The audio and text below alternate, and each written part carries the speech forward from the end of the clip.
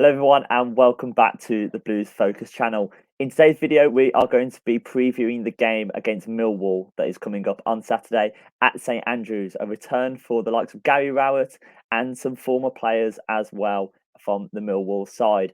Before you listen to this video though, head over to our channel and check out the video that we did yesterday with Paul Robinson, talking a bit more about the Millwall team and the Blues team as it currently is now.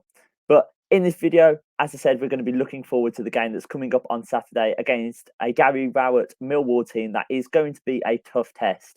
They've got 2 wins and 2 losses to start the season, 3 close games, and then they had a poor performance away at a Norwich team that have been on fire so far this season. They've got new inclusions to their team, such as Kevin Nisbet up front, who Blues were looking at a couple of years ago, and also Joe Bryan in the left back position, who again, Blues were looking at a few years ago. Some ex-Blues players in their team as well, the likes of Matija Sarkic, who Blues were linked with this season, and Wes Harding, going back with his former manager, Gary Rowett. Now they're going to set up to be quite resolute and try and hit Blues on the counter-attack, a bit like how I thought Plymouth were going to play in our last game. They set up with a 4-2-3-1, very similar to Blues. So I think it's going to be more of them countering whatever we do. And as I said, trying to hit us on the break. Now, going into the match, obviously, Blues have still got the injuries to Ethan Laird and Siriki Dembele. Haven't heard anything yet from John Eustace about how they were, but neither of them were involved in the cup match on Tuesday. So not sure if they're going to be making an appearance. If not, then I'm expecting it to be exactly the same team against Plymouth. As always, you don't win a changing side, and although certain players didn't have their best game against Plymouth, I think this will be a chance to turn that around. The only potential change I could see would be Stansfield coming into the team. Obviously, he had that wonder strike to win the game against Plymouth, and he had a really good game against Cardiff, I thought, as well. So maybe he could come in, maybe for someone like Anderson, or even come in for Jordan James if we want to go really attacking in that midfield. But for the rest of this video, let's hear from 2 Millwall fans and get their predictions on the upcoming game. Welcome back to the video, everyone. We are joined by Ben and Dan, who are 2 Millwall fans. Ben, how are you doing? Yeah, all good. Thanks, Josh. Looking forward to having a chat to you today. Super. Dan, how are you? Yeah, I'm all good, mate. You all right? Yeah, good, thank you. So obviously going into Saturday's game, Millwall have had a up and down kind of start to the season, 2 wins, 2 losses. Ben, what are your thoughts of your start to the season so far? Yeah, I think personally, when we did our prediction video, Josh, I said I thought we'd finish sort of mid-table-ish this year. And I just think the start of the season is probably going to reflect how I feel the rest of the season is going to go. We won, obviously, first game of the season against Borough. I think it was a bit of a surprise to most people. I certainly don't think that anyone would have seen us getting 3 points up there first game of the season. Then a pretty sombering couple of defeats, really. I think the Bristol City game wasn't a great performance by any stretch. And obviously we got beat 1-0 and then got outclassed, outfought, outbattled. And obviously there was everything that happened at Norwich. And then we got, I'd say, a decent result against Stoke and one that we needed. So, yeah, fairly indifferent, but I just think that's going to be the theme for our season, to be honest, Josh. Yeah, all right, fantastic. Dan, your thoughts? Yeah, well, as Ben picked up on there, a great win. He failed to mention our 4-0 hammering of Reading's under-21 team in the Carabao Cup, which was... That's because I just don't like mentioning that, Dan. It has to be mentioned, unfortunately, because it was worryingly for us a pretty strong team, pretty much against Reading's under-21 team. And we got taught a lesson by them. And then Bristol City, disappointing for a number of reasons, given the on-the-day circumstances for us that day as well. And then that Norwich game was just kind of the tip of the iceberg. And then obviously beating Stoke, which was a good result, maybe slightly undeserved, but you make your own luck throughout the season. So I'll take it. Yeah, I'd say knowing obviously Gary Rowett as your manager, Blues fans know him very well. Obviously, it's been a couple of seasons since he was down at St Andrews, but what is his kind of play style at Millwall? It splits opinions. If we're being completely honest, it's pretty negative on the whole, if we're being honest. Large parts of last season, but we looked quite strong defensively, and in particular carried through games by the goals of Tom Bradshaw and Zian Fleming. This season, however, looks like it might be a slightly different tale. We don't look great defensively so far. We look like we're going to be scoring a few more goals this season. So in the last few years where I've kind of been expecting 0-0s and 1-1s, I'm coming to this season maybe expecting a few more 2-2s, to be completely honest. Yeah. So are you expecting a lot of goals at the weekend then? To be honest, I think I am, yeah, because I've been very impressed with Birmingham's start to the season. I think they've had one of, if not the best transfer window in the Championship. And, if Rowett sticks with the similar kind of team that he put out against Stoke, there's no reason why we can't score a couple of goals as well. Yeah, super. I mean, Dan's just touched on it there about the Blues' transfer business so far this season. Ben, what do you think about your transfer business that you've done in the season so far? Yeah, I think each year that Rowett's been here, that's one thing I will say now is we look at the players that we tend to bring in now, Josh, that they're sort of proven championship quality or players with good pedigrees. And I say that in the likes of Fleming, obviously, he was an Ajax youth player.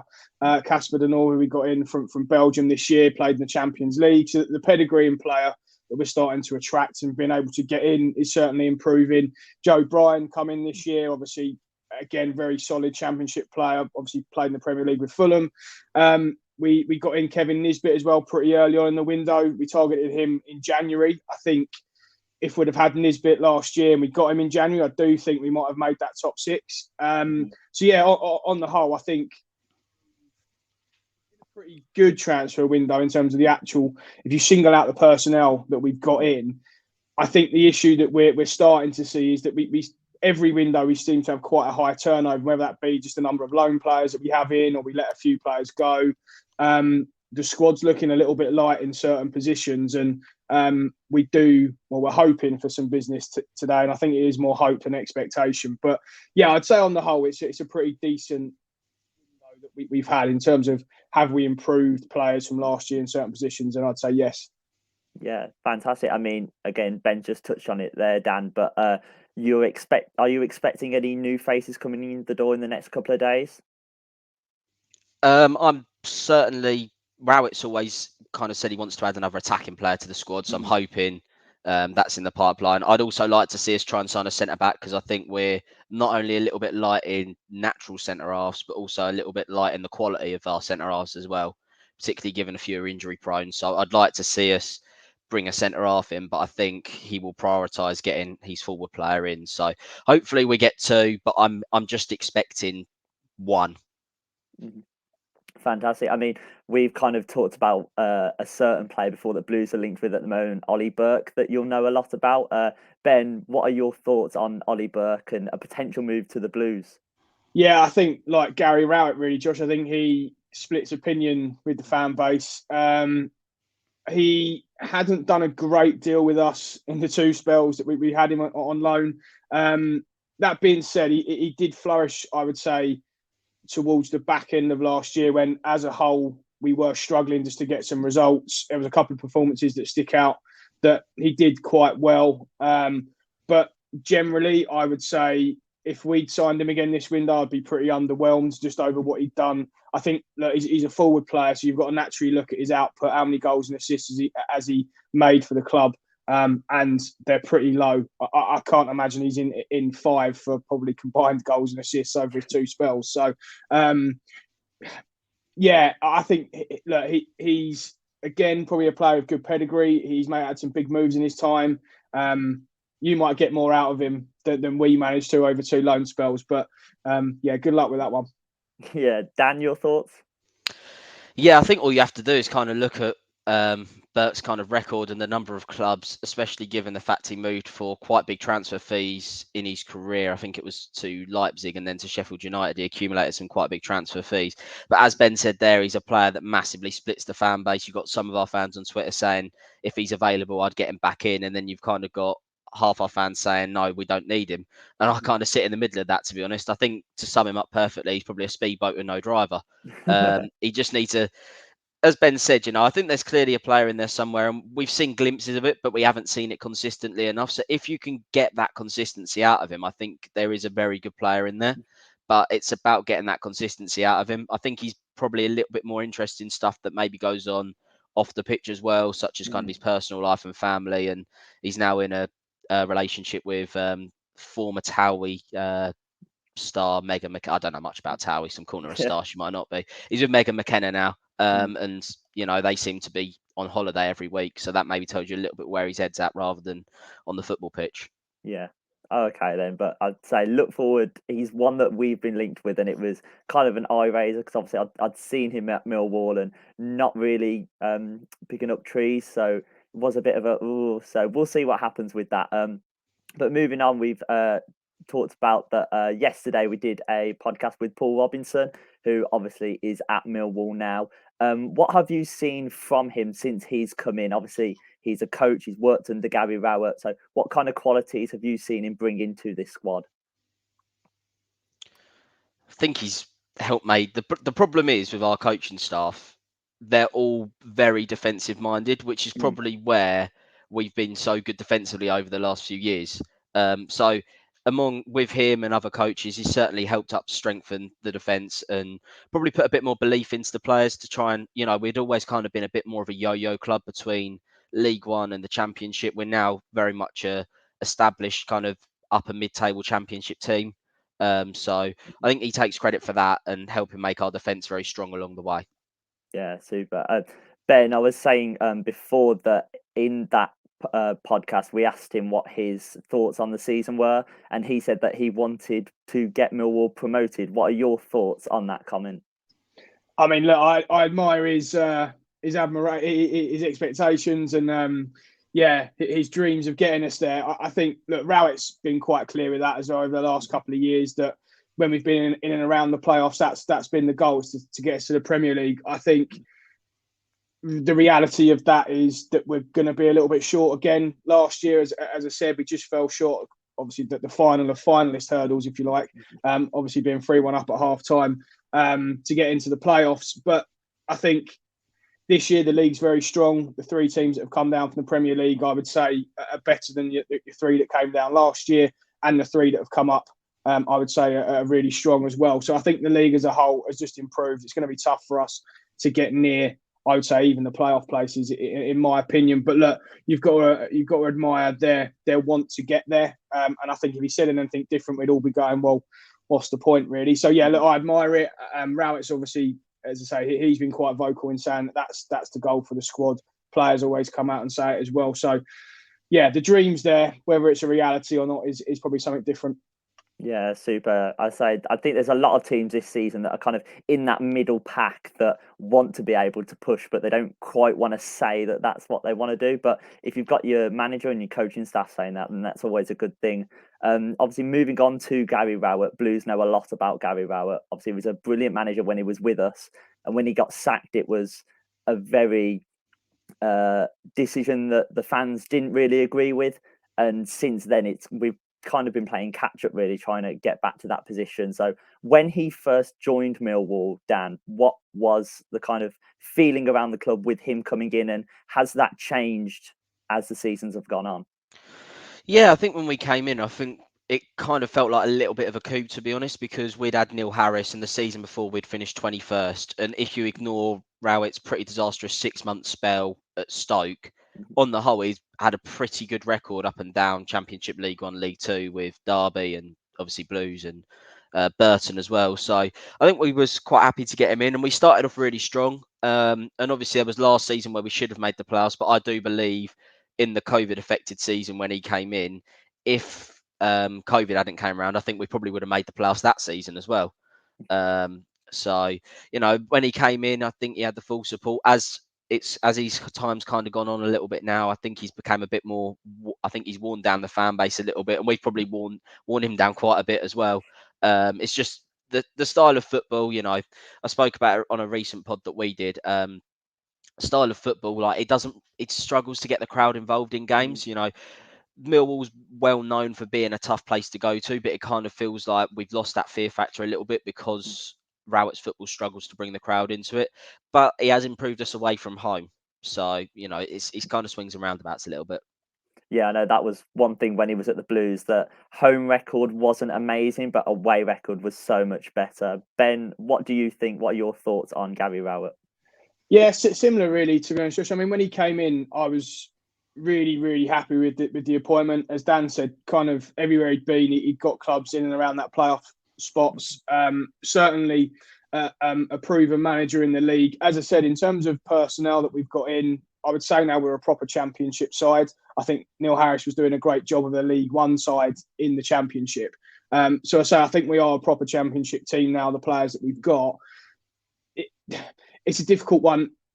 As Dan said, it really does split the fan base. I think when we win, there is an element of maybe papering over some of the cracks, because it is normally a 1-0 win or a 2-1 with sort of nick a result. And then you see the results like we've had this year against Reading and Norwich, where we've been annihilated, really. So it was a massive result for him against Stoke, don't get me wrong, because obviously there was a lot of noise after the Norwich game. And I think if he'd have got beat again against one of his former clubs, I think he really would have been in trouble at home. But look, I like him. I think he's built up enough credit in the bank to get through this, I say, tough period. It's not really been a tough period. We've lost 3 games out of 5, so it's not like we've lost 5 out of 5.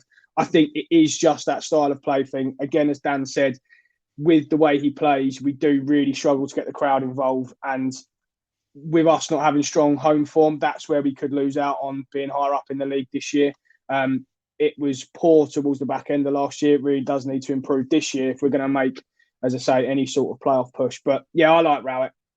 Yeah, as I said before, that when he was at Blues, he was really, really liked. And I think he's that type of manager that since he's left Blues, every time he comes back to St Andrews, he seems to know how we play, and he always seems to do well. So moving on to Saturday, Dan, how do you think the game is going to go, and what kind of players do we as Blues fans need to be watching out for? I'm quite concerned. As I said, I think Birmingham have had a fantastic transfer window. They've had a very good start as well. And I really rate John Eustace. I think, with the takeover, and I put Birmingham quite high up in my pre-season prediction, and one of the main reasons as well was the feel-good factor around the club. Even just looking in as an outsider with the takeover, there seems to just be a breath of fresh air about the club. And I put you 7th. Do I necessarily think you've got the 7th best squad in the league? No. Do I necessarily think you've got the 7th best manager in the league? No. But what you've got is a feel-good factor around the club, and that can take a team far. So I'm expecting a very difficult game, and I'd probably take a point from St Andrews on Saturday, if I'm being completely honest. The Millwall players you'll need to watch out for: Kevin Nisbet, who got his first goal, got that monkey off his back against Stoke at the weekend. If he's on his games, Ian Fleming, he's been a bit hit and miss so far this season, but looked a little bit more back to his old self against Stoke last weekend. And then the two youngsters come off the bench, main SA and Idemo Maku, they can change the game within a blink. They came off the bench against Middlesbrough, and we had a Maku set up SA for the winning goal. So if the game's looking tight, we might want to swing it in our favour. Them two coming off the bench could be hugely influential. Super. Ben, what are your thoughts going into the game? Yeah, I think years gone by, I was having a look earlier. We've actually got a fairly decent record against you guys. Obviously, I know we lost last year in an important game, but prior to that, I think it had been quite a few years since you'd beaten us. I think, yeah, similar to Dan, I think the feel-good factor can take teams a long way. I'm disappointed it's 12:30 kickoff first and foremost, which would have been nice to have a sold-out away end again, but I'm disappointed with that. But from a Millwall perspective, I'm expecting us to get beat. I'll be totally honest, and I'm like Dan. I would 100% take a point now if you offered it to me. I imagine us try and keep it tight for as long as possible. We'll try and nick a 1-0 win. In terms of players to look out for, Dan's named half the starting 11 there, so I can't really say too many other players. But certainly the young lads, SA and Amaku, they've been the shining lights really of the tough start that we've had so far this year. If it is tight again, as Dan said, we'll look to bring those guys on, get them on the ball. Maku's big, strong, quick lad, and SA's got some nice technical ability. So yeah, I'd look to those two to be the two to watch out for. But as I say, I'd certainly take a point if you offered it to me now. Fantastic. Okay. Just before you go, Ben, can I get a score prediction from you? 1-1. Oh, I'll take that. Dan? I want to get a point, so I'll say 2-2. Ah, fair enough. As you say, lots of goals then. Yeah, Lots of goals. exactly. Super fantastic. But And thanks if for Ollie coming Burke has signed, I expect him to be on the score sheet as well. well, I'll say Jay Stansfield got on the score sheet last week and with his debut. So hopefully if we do get Ollie Burke, then that happens. But brilliant. Before we go, do you want to shout out your socials? Start with you, Dan. Yeah, with that Millwall pod, you can find us on all the usual places. Check us out on your podcast provider, and I think we'll be having our own kind of version of this kind of show going up in the next few days if it's not up already. All right. Well, look forward to a good game on Saturday. Take care, guys. Cheers, Josh, mate. See you later. See ya.